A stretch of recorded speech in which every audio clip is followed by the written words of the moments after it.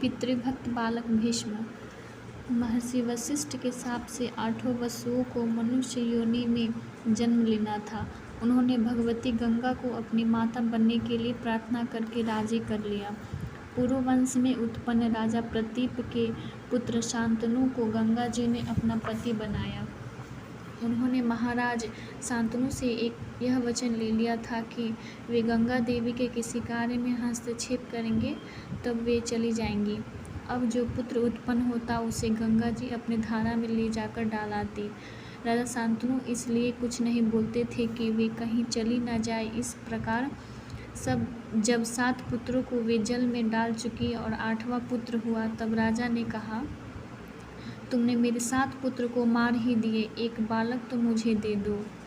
गंगा जी ने कहा, ये बच्चे तो वसु थे, आप शाप के कारण ये मनुष्य योनि में आए थे, मैंने इन्हें फिर इनके लोक भेज दिया। यह 8वां बच्चा भी वसु है, पर इसी के अपराध के कारण शाप हुआ था।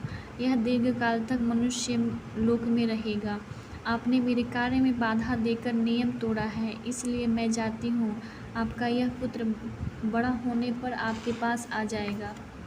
गंगा जी उस बालक को लेकर अंतर्ध्यान हो गई। एक दिन राजा शांतनु गंगा किनारे घूम रहे थे। उन्होंने देखा कि गंगा जी में बहुत थोड़ा जल रह गया था। उसके कारण जानने के लिए आगे बढ़े तो उन्होंने देखा कि एक तेजस्वी बालक दिव्यास्त्रों का अभ्यास कर रहा है। उसने अपने बाणों से गंगा की धारा रोक दी है। गंगा जी ने प्रकट होकर राजा को बताया कि यह उनका 8वां पुत्र है।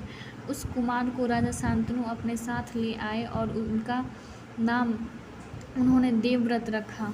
महर्षि वशिष्ठ से देवव्रत ने सांगोपांग वेदों की शिक्षा पाई थी। दैत्य गुरु शुक्राचार्य तथा देवगुरु बृहस्पति ने उनको राजनीति की शिक्षा दी थी तथा भगवान परशुराम ने उन्हें धनुर्विद्या की शिक्षा दी थी। महाराज शांतनु एक दिन यमुना तट पर घूम रहे थे। वहाँ उन्हें बहुत उत्तम सुगंध मिली। वह सुगंध योजनगंधा सत्यवती के शरीर की थी। सुगंध की खोज करते हुए राजा सत्यवती के पास पहुँचे। वे उसके स्वरूप पर मोहित हो गए और उन्होंने उसे अपनी पत्नी बनाना चाहा। सत्यवती का पालन पोषण निषाद राज के यहाँ हुआ था। राजा शांतनु ने जब निषाद राज से उनकी कन्या मांगी तब निषाद राज ने कहा, मैं अपनी कन्या आपको तभी दे सकता हूँ जब आप यह प्रतिज्ञा करें कि आपके पीछे एक कन्या के गर्भ से उत्पन्न पुत्र ही राज्य का अधिकारी होगा।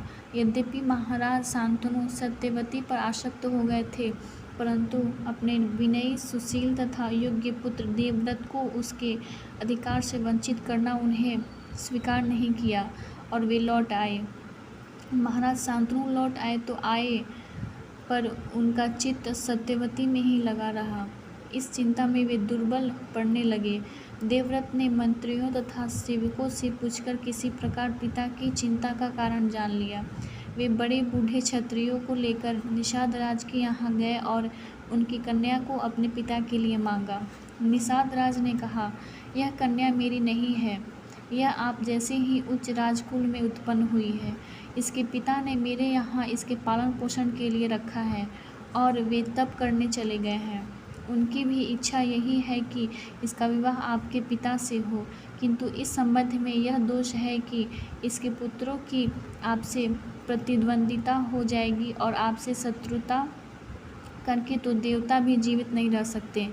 देवव्रत ने कहा, निषादराज, मैं प्रतिज्ञा करता हूँ कि इसके गर्भ से उत्पन्न पुत्र ही हमारा राजा होगा। निषादराज को इतने से संतोष नहीं हुआ।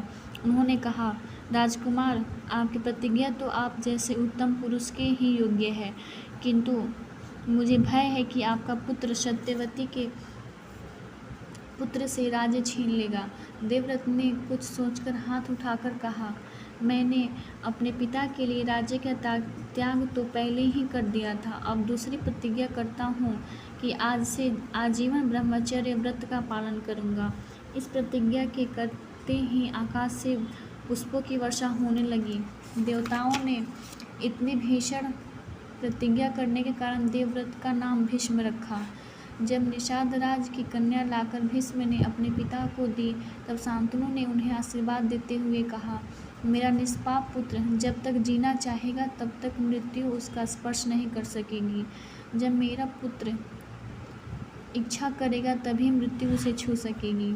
अपनी दृढ़ प्रतिज्ञा का जीवन भर भीष्म पितामह ने पालन किया और महाभारत के युद्ध में जब वे सरसैया पर गिर पड़े, शरीर के रोम रोम में बाण लगे होने पर भी पिता के वरदान के प्रभाव से सूर्य के उत्तरायण होने तक जीवित बने रहे।